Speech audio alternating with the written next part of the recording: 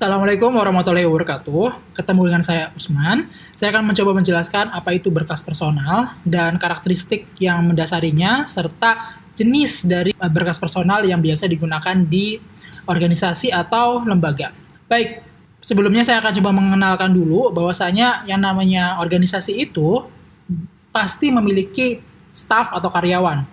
Dan biasanya karyawannya itu adalah salah satu aset yang penting di perusahaan tersebut. Nah, sama seperti halnya kalau kita mengelola aset, staf juga butuh dikelola dengan baik.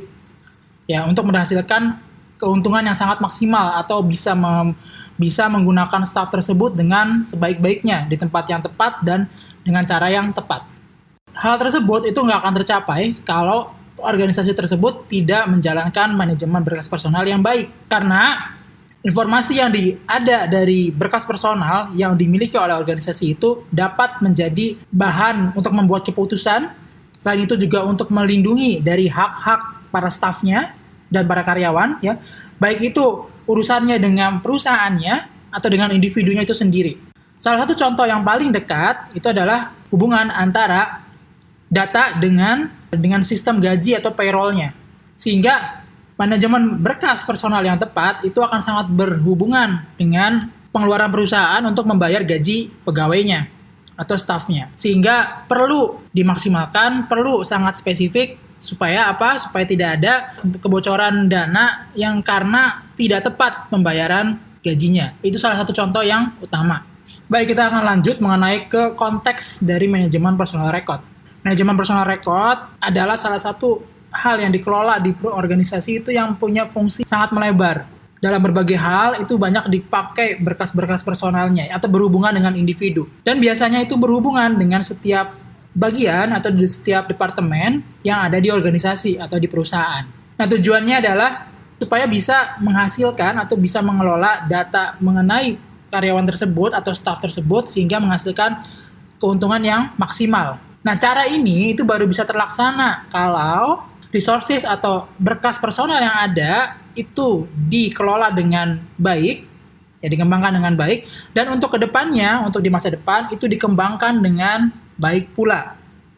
Kenapa? Karena berkas personal itu sangat kritikal dalam manajemen perusahaan, terutama di berkas personalnya.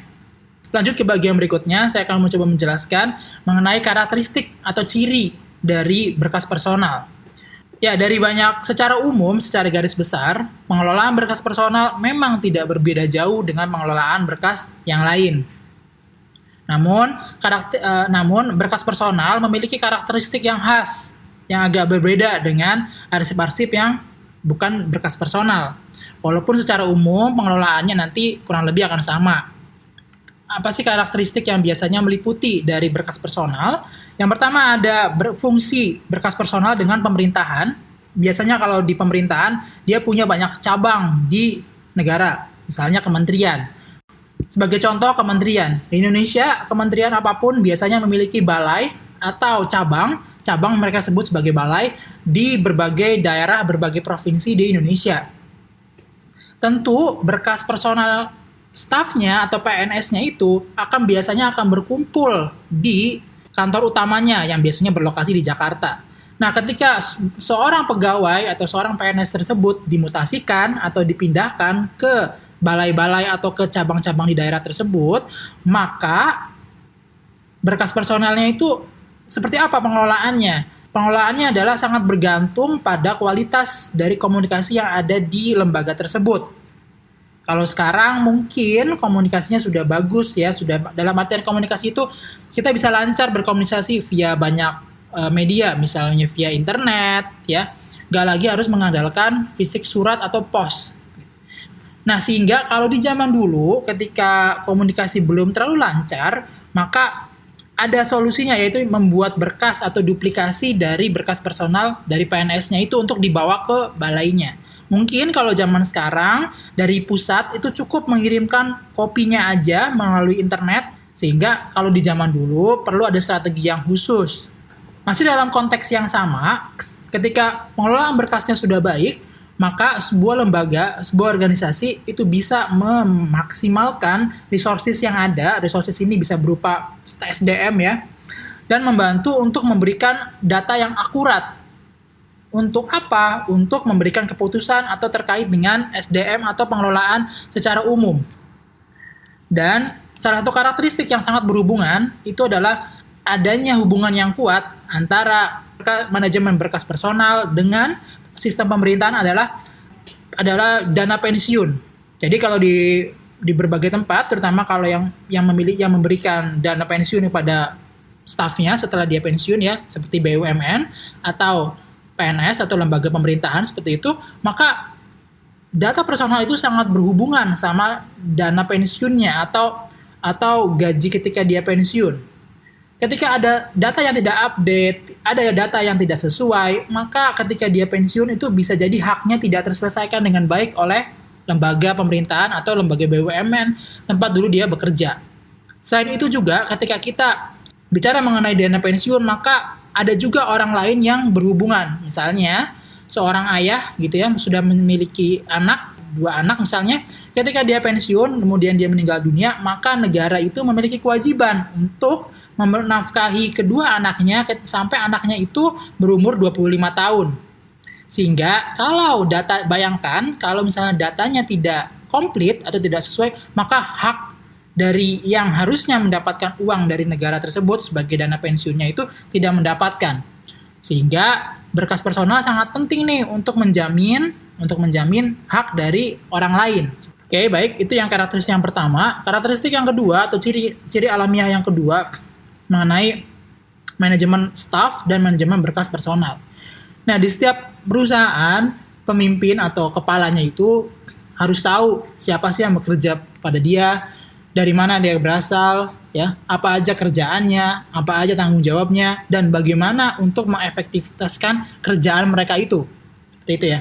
Nah, di sisi lain, di perusahaan atau di organisasi, bagian HRD atau Human Resources Development atau bagian SDM harus tahu juga kebutuhan apa sih yang dibutuhkan di perusahaan tersebut, kompetensi apa yang dibutuhkan, kualifikasi apa yang dibutuhkan, kemudian kapan dia mendapatkan pendidikan, kapan dia pensiun, dan lain sebagainya. Ini akan menjadi basis untuk perusahaan atau untuk organisasi untuk menentukan strategi dalam mereka berbisnis. Sebagai contoh, berkas personal itu memberikan atau menyediakan data untuk decision making atau menentukan keputusan di berbagai banyak area kerja. Sebagai contoh, misalnya perusahaan membuat cabang baru, maka perusahaan harus menghitung butuh berapa orang, atau bisa nggak sih tanpa harus menambah orang kita bisa langsung memindahkan orang ke tempat yang baru tersebut. Kemudian untuk kebutuhan rekrutmen atau seleksi pegawai baru atau staf baru. Kemudian proses di dalam seperti promosi, transfer, mutasi, adakah catatan disiplin, pemutusan kontrak, dan lain sebagainya. Kemudian ada catatan mengenai pelatihan dan training apa aja yang sudah dilakukan oleh pegawainya, sehingga tercatat mana yang sudah pernah ikut pelatihan, mana yang belum. Kemudian mengenai gaji tetap ya sama pay administration atau payroll. Dan yang terakhir mengenai kesehatan, keselamatan, dan keamanan kerjanya mereka. Seperti itu. Jadi organisasi memang punya kewajiban untuk mengurusi berbagai banyak hal dari pegawainya tersebut. Nah, sebagai contoh kasus, di suatu organisasi yang payroll sistemnya atau berkas personal untuk pembayaran gajinya nggak bagus atau nggak sesuai gitu ya, terkadang seringkali perusahaan itu mengeluarkan uang banyak untuk menggaji karyawan yang sebenarnya mungkin udah nggak kerja di situ, atau sebenarnya mungkin udah lama nggak masuk, atau udah nggak pernah ada, dan lain sebagainya. Terkadang bisa terjadi di perusahaan-perusahaan yang mungkin besar, namun payroll-nya itu belum baik, sehingga ada kebocoran uang yang untuk menggaji karyawan tersebut, namun sebenarnya karyawan itu udah nggak ada atau udah nggak ada kontribusinya lagi ke organisasi. Kurang lebih seperti itu. Kemudian karakteristik yang ketiga, berkas personal itu sangat berhubungan dengan pegawainya atau stafnya. Jadi berkas yang sangat berhubungan dengan pegawainya itu adalah berkas personal. Karena itu sangat berimpak atau sangat memberikan dampak pada staf atau karyawan tersebut. Sebagai contoh, karena di dalamnya itu misalnya ada, kalau misalnya di pegawai, ada pengangkatan, kemudian ada promosi, ada kenaikan jabatan, ada catatan disiplin dan lain sebagainya. Dan semua itu sangat berdampak pada si karyawannya, misalnya dalam pemberian gaji, pemberian promosi atau kenaikan pangkat. Kalau misalnya ada data yang tidak komplit atau data yang tidak direkam oleh bagian SDM-nya, ketika dia harusnya bisa naik pangkat, namun ternyata dia tidak bisa naik pangkat karena datanya tidak lengkap di bagian SDM. Sehingga ini sangat merugikan bagi orang tersebut. Sebagai contoh seperti itu. Dan berkas personal juga sangat berhubungan dengan hak-hak dari si pegawainya. Termasuk diantaranya hak untuk bekerja, ya, hak untuk di masyarakat, terus untuk jalur karirnya, kemudian untuk kesesuaian apakah dia bisa ikutan pelatihan atau enggak, termasuk di dalamnya ada pensiun, BPJS, ya, ada tunjangan kesehatan, asuransi, dan lain sebagainya. Seperti itu. Sehingga ada beberapa hal yang harus diperhatikan untuk mencapai tujuan ini nih. Dan ini adalah menjadi basic kriteria dasar bagi organisasi untuk memenuhi kewajibannya bagi staf tersebut, yaitu berkas personalnya harus akurat, berisi informasi yang sudah diverifikasi. Yang ketiga, berisi semua atau mengandung semua informasi yang dibutuhkan oleh organisasi tersebut. Dan informasinya itu dipercaya baik dari perusahaan maupun oleh si stafnya. Jadi artinya informasi yang diberikan itu sama-sama sepakat bahwa ini informasi yang benar, baik itu dari sisi pegawai maupun dari sisi organisasi. Baik, lanjut ke karakteristik berikutnya. Berkas personal itu adalah sensitif. Berkas personal itu mengandung informasi mengenai kerjaan profesional mereka dan seringkali juga menyangkut tentang privasi mereka atau data pribadi mereka. Sehingga karena ada di dalamnya itu data-data pribadi yang sangat berhubungan dengan pegawai tersebut, maka umumnya penanganan berkas personal itu sangat dikontrol, ya, secara ketat dikontrol. Misalnya salah satunya tidak boleh ada orang yang sembarangan mengakses. Seperti apa implementasinya? Misalnya arsipnya ditempatkan di tempat yang terpisah, hanya oleh orang tertentu aja yang bisa akses. Kemudian yang bisa akses atau yang mau akses itu harus menunjukkan kepentingannya apa, tujuannya apa, dan memang dibutuhkan untuk pekerjaan di organisasi tersebut. Kemudian ada juga untuk penanganan berkas personal, ada yang namanya pendekatan etis terkait dengan akses kepada dokumen pribadi dari stafnya. Sehingga orang yang bekerja di bidang SDM atau di bagian SDM itu harus di beberapa tempat itu harus menandatangani kode etik agar tidak membocorkan informasi atau data pribadi dari staf di perusahaan tersebut. Di beberapa negara yang undang-undang data pribadinya sudah lebih maju, biasanya mereka punya kemampuan untuk memastikan datanya itu aman dan dapat menuntut perusahaan apabila datanya yang dipegang oleh organisasi tersebut atau perusahaan tersebut disalahgunakan. Gitu. Tapi kalau di Indonesia, setahu saya undang-undang perlindungan data pribadi masih digodok, masih dalam bentuk rancangan undang-undang, sehingga belum ada undang-undang terkait spesifik membahas mengenai perlindungan data pribadi di Indonesia. Baik, lanjut ke karakteristik berikutnya. Karakteristik berikutnya adalah lifespan dari berkas personal atau masa hidup dari berkas personal.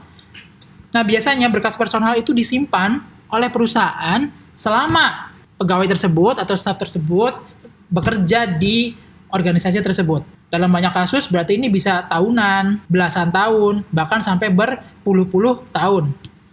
Nah, dalam masa itu sebuah organisasi punya tanggung jawab untuk menyimpan, ya, informasi atau berkas personal dari karyawan tersebut mulai dari pertama kali dia masuk sampai nanti dia pensiun. Andai kata kalau dia masuk di umur 30 tahun, usia pensiun di Indonesia 55 tahun, maka ada kewajiban organisasi itu menyimpan berkasnya selama 25 tahun minimal. Tentu setelah dia pensiun, tentu juga nggak boleh langsung dimusnahkan. Karena tadi ada yang namanya dana pensiun kalau misalnya orang tersebut bekerja di BUMN atau di kementerian atau di lembaga pemerintah. Sehingga secara umum itu ada yang bilang bahwa berkas personal itu harus disimpan minimal selama 70 tahun. Ya, mulai dari dia masuk sampai nanti ketika dia meninggal dunia dan beberapa tahun setelahnya itu masih disimpan. Kenapa? Karena tadi mungkin ada sanak keluarganya yang menjadi tanggungan dari orang tersebut yang harus atau masih mendapatkan hak dana pensiun dari lembaganya. Retensi dari berkas personal itu sangat berbeda dan sangat tergantung dengan berkas personal apa yang disimpan oleh organisasi tersebut. Baik, karakteristik yang berikutnya itu adalah kuantitas dari berkas personal. Seperti yang kita tahu, berkas personal itu biasanya karena disimpan dalam jangka waktu yang lama dan terus bertumbuh arsipnya, sehingga sangat kemungkinan arsip yang dipegang atau arsip yang disimpan itu akan sangat banyak. Karena ada perkembangannya terus nih. Ya, misalnya ketika karyawan tersebut masuk, baru akan mendapatkan surat penerimaan, kemudian tahun berikutnya mendapatkan promosi, tahun berikutnya mendapatkan kenaikan jabatan dan sebagainya. Itu semua ada SK-nya. Dan perusahaan harus menyimpannya itu tuh salinannya, entah salinannya atau kopinya, mereka harus simpan. Dan karena tadi di sebelumnya saya bilang, itu membutuhkan waktu berpuluh-puluh tahun, maka arsip yang berkembang bisa jadi sangat banyak. Sehingga jika ada perubahan mengenai manajemen berkas personal di organisasi tersebut, itu harus dilakukan dengan sangat hati-hati dan kalau bisa di trial dulu di skala yang lebih kecil. Kalau misalnya ternyata tidak cocok atau tidak sesuai, maka bisa dikembalikan atau bisa diperbaiki dengan lebih baik. Jadi jika ada perubahan dalam manajemen berkasnya, itu tidak boleh langsung secara buru-buru atau secara dalam waktu yang sangat singkat itu langsung berubah semuanya. Karena kalau jika ada kesalahan itu akan sangat memakan waktu dan biaya untuk memperbaikinya lagi. Baik, itu ada beberapa dari karakteristik alami atau ciri alami dari berkas personal. Berikutnya saya akan coba masuk pada materi yang kedua, yaitu contoh atau tipe dari berkas personal yang biasanya dikelola di lembaga atau organisasi. Baik, saya akan coba menjelaskan mengenai berkas personal. Kali ini lebih pada tipe atau jenis yang biasa digunakan, istilah yang biasa digunakan di manajemen berkas personal di organisasi. Nah, kalau di organisasi itu kadang mereka mengenal atau ada istilah master personal file dan working personal file. Kadang juga di beberapa tempat ada yang menyebutnya tipe yang baru, tipe yang ketiga ya, personal record card atau kartu personal record. Nah, istilah ini mungkin di berbagai tempat mungkin bisa jadi berbeda. Yang penting kalian bisa memahami bedanya apa, master file itu yang seperti apa, working file itu seperti apa. Jadi tidak perlu terpaku dengan kata-kata itu, yang penting kalian tahu konsepnya. Nah, di berbagai perusahaan itu biasanya sudah mulai menerima berkas personal bahkan ketika pegawai tersebut belum menjadi pegawai atau masih jadi calon pegawai. Tentu biasanya kalau calon pegawai itu memberikan berkas-berkas personalnya sebagai aplikasi untuk mendaftar di perusahaan tersebut atau melamar di perusahaan tersebut. Sehingga perlu adanya temporary files, ya, file temporer gitu, untuk menampung berkas-berkas dari para calon pegawai tersebut. Sehingga nanti bisa dibedain nih, mana calon pegawai yang kemudian diterima, mana yang tidak. Sehingga yang tidak itu kemudian berkas personalnya bisa dimusnahkan. Secara umum, berkas personal yang ada di perusahaan itu adalah berkas atau dokumen ya atau arsip yang berhubungan dengan perorangan, event, tempat, proyek, subjek tertentu atau kegiatan tertentu. Kadang istilahnya bisa berbeda-beda di berbagai tempat sehingga mungkin penggunaan istilah ini kadang membingungkan. Tapi yang penting, tadi saya ingatkan, yang penting kalian mengetahui apa bedanya master file dengan working file. Secara umum, berkas personal itu ada dua yang, kalau dilihat dari nilainya itu ada dua. Ada yang penting, ya, ada yang tidak terlalu penting. Penting artian kata itu harus disimpan dalam jangka waktu yang lama, tidak boleh asal diretensi, karena itu bergantung dengan individunya. Dan yang kedua, tadi yang tidak terlalu penting atau biasanya sangat bergantung pada suatu proyek atau suatu kegiatan. Seperti itu. Sehingga yang hasil dari kegiatan ini, jika sudah memenuhi masa retensinya, itu bisa dimusnahkan. Baik, saya akan coba jelasin dulu yang master personal file. Yang master personal file itu adalah tulang punggung dari data personal dari pegawai tersebut. Biasanya master file ini terkandung di antaranya itu record atau dokumen-dokumen yang lengkap mengenai karir individu tersebut, ya, mengenai jalannya proses karir dia di perusahaan tersebut, mulai dari dia diterima, ada pengangkatan, ada promosi, dan lain sebagainya. Yang sangat penting, ini master file ini ada dokumen yang sangat penting ya, jadi yang nggak boleh dimusnahkan, di mana atau lokasi penyimpanan dari master file ini harus diperhatikan. Sangat penting. Biasanya kalau di beberapa perusahaan, master file ini disimpan secara sentralisasi atau ditaruh di tempat sentral. Sehingga kalau misalnya pegawai tersebut dipindahkan ke departemen yang lain, dipindahkan ke bagian yang lain, master file tetap nggak berubah tempatnya. Cuma salinan dari master file-nya yang dibutuhkan di departemen yang dia yang baru, itu dikirimkan aja. Sehingga yang aslinya tetap tersimpan secara tersentralisasi. Biasanya ini di pemerintahan atau di perusahaan yang memiliki banyak cabang. Kadang ada beberapa kasus juga aslinya atau dokumen aslinya itu diperlukan oleh cabangnya atau tempatnya dia yang baru. Nah, dalam kasus seperti ini, dokumen aslinya bisa saja ditransfer selama dia ada di sana. Tapi yang penting bagian yang mengelola master file itu mengetahui aslinya ini sedang ditransfer kemana, sehingga kalau misalnya nanti dia balik lagi, maka datanya itu atau dokumennya itu dikembalikan. Karena ini sangat menyangkut dengan nanti ketika dia pensiun atau ketika dia keluar dari perusahaannya. Baik, ada beberapa faktor atau ada beberapa faktor yang harus diperhatikan ketika menyusun dari master file ini atau beberapa aturannya. Yang pertama itu master personal atau master personal file itu hanya satu untuk setiap karyawan atau setiap pegawai.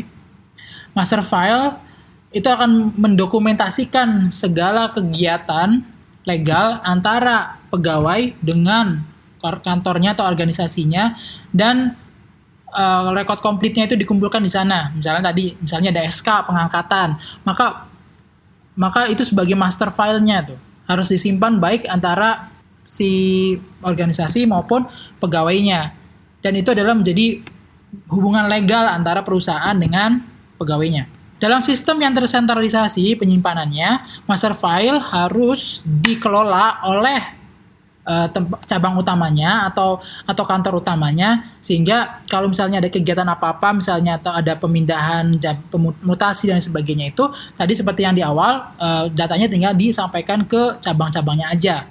Nah, dalam sistem yang terdesentralisasi atau terpencar, biasanya di yang utama atau yang di cabang utamanya itu dia tetap menyimpan yang data yang berhubungan dengan pensiunnya atau dana pensiunnya. Namun data-data yang lain itu biasanya disimpan atau dikelola oleh cabang-cabang. Umumnya kalau yang di sistem desentralisasi ini dilakukan oleh perusahaan-perusahaan yang tidak terlalu besar lingkupnya. Contoh dokumen apa aja yang ada di master personal file? Biasanya itu meliputi, pertama, ketika dia baru pertama kali mendaftar, ya, itu biasanya ada tuh KTP, kemudian KK mungkin, atau ada NPWP, itu sebagai data pribadinya dia. Kemudian SK pengangkatan, kenaikan jabatan, terus SK gajinya dapat berapa, SK mengenai job desk-nya, dan lain sebagainya. Kemudian ada catatan medis dari karyawan tersebut, itu juga masuk dalam master file. Dan yang terakhir ada sertifikat yang mungkin dia dapatkan ketika dia bekerja. Nah, karena master file ini sifatnya itu utama, sehingga ini bagian yang tidak boleh dihancurkan atau tidak boleh diretensi selama pegawai tersebut ada dan masih bekerja di tempat tersebut, bahkan sampai hingga dia pensiun.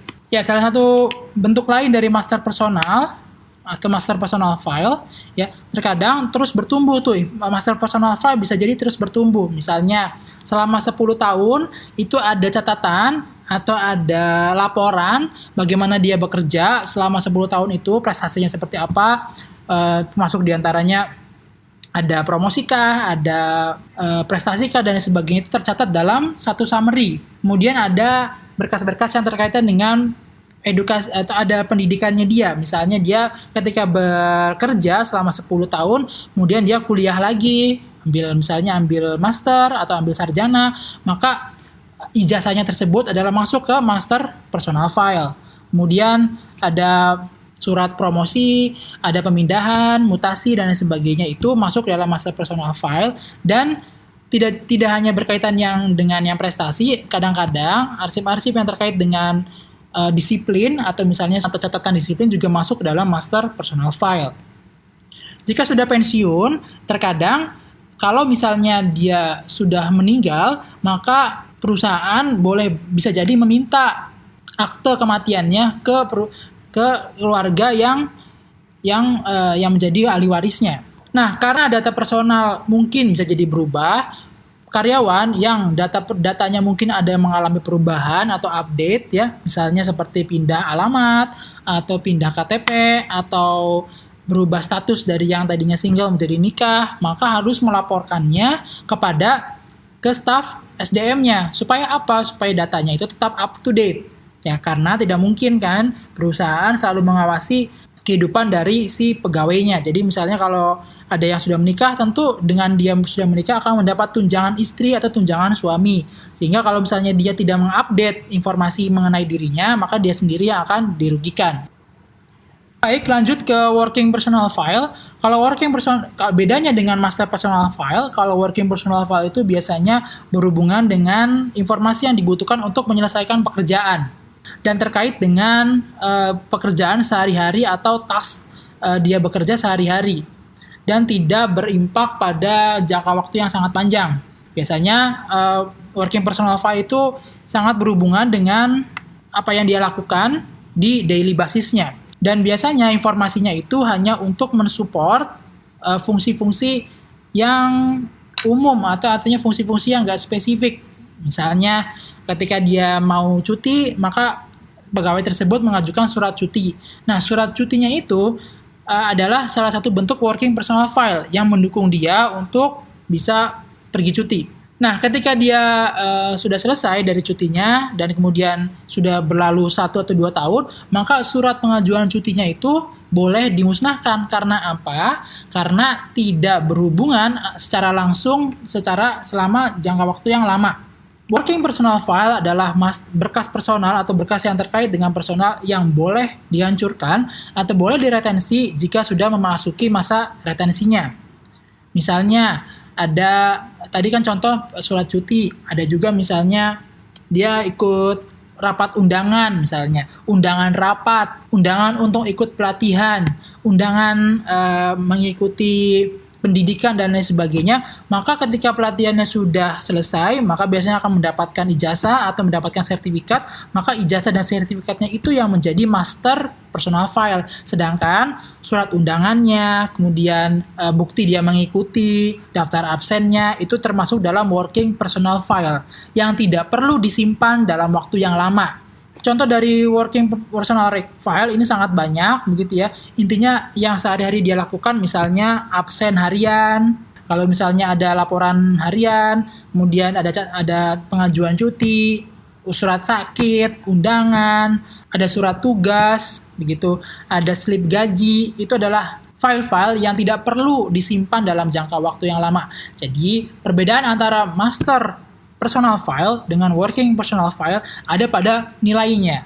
Kalau master personal file itu adalah sesuatu yang harus disimpan atau berkas personal yang harus disimpan dalam jangka waktu tertentu atau jangka waktu yang sangat lama. Sedangkan kalau working personal file itu boleh dimusnahkan ketika urusannya sudah selesai atau sudah masuk dalam masa retensinya. Mudah-mudahan bisa jelas antara konsep dari master personal file sama working personal file. Nah, kemudian di beberapa tempat atau di beberapa organisasi, kadang mereka membuat yang namanya kartu data personal atau bentuknya seperti satu lembar yang berisi rangkuman ringkas mengenai nama, tanggal lahir, ahli warisnya, status pernikahan, alamat, nomor telepon, dan prestasi pegawai tersebut selama bekerja di sana, atau kapan dia pensiun dan lain sebagainya. Itu semua dirangkum dalam satu lembar. Nah, ini disebut sebagai personal record card atau kartu berkas personal. Mungkin ada beberapa perusahaan yang membuat model seperti ini. Untuk apa? Untuk bisa melihat rangkuman dari pegawai tersebut tanpa harus membongkar seluruh data personalnya dia yang ada di perusahaan tersebut. Baik, mungkin itu saja materi yang saya bisa berikan hari ini. Mudah-mudahan bermanfaat. Jika masih ada pertanyaan, kita bisa buka forum diskusi. Dari saya terima kasih. Wassalamualaikum warahmatullahi wabarakatuh.